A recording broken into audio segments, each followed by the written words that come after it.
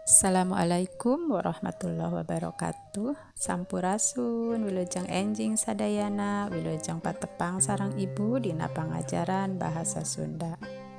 Sateuacan urang ngawitan diajar hayu urang sasetrengan maca bismillah. Bismillahirrahmanirrahim. Materi anu bakal dipeda dinten ayeuna nyaeta ngeunaan kaulinan barudak. Nah, kaulinan marupakeun hal anu teu birek deui pikeun barudak Sunda mah ya. Jadi hidup tangtu dina kahirupan sapopoe sok ulin jeung babaturan. Boh babaturan di imah atawa babaturan di sakola. Jadi kaulinan teh nyaeta salah sahiji kagiatan anu teu bisa lepas tina kahirupan sapopoe ya. Komo di tatar Sunda mah mangrupakeun salah sahiji wewengkon anu leubeut ku kaulinan barudak ya. Malah sekarang kaulinan barudak teh mangrupakeun salah sahiji aset budaya urang ya. Jadi pikeun nambahan pangawaruh hidup ngeunaan kaulinan, pek titenan ibu bakal masihan contoh-contoh kaulinan barudak ya.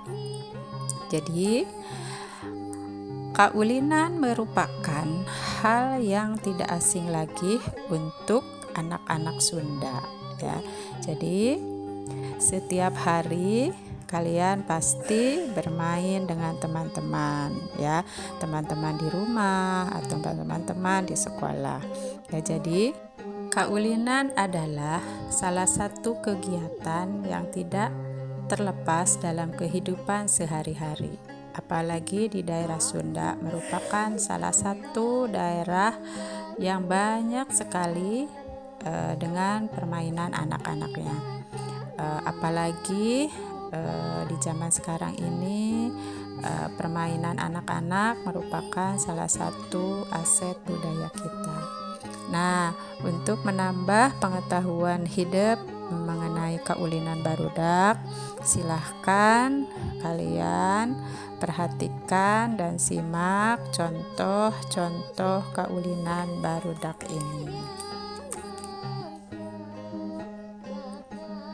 Anak-anak, sampai di sini pertemuan kita dengan materi kaulinan barudak. Insya Allah kita ketemu lagi minggu depan, tentunya di pelajaran yang sama, yaitu bahasa Sunda. Hatur nuhun. Wassalamualaikum warahmatullahi wabarakatuh.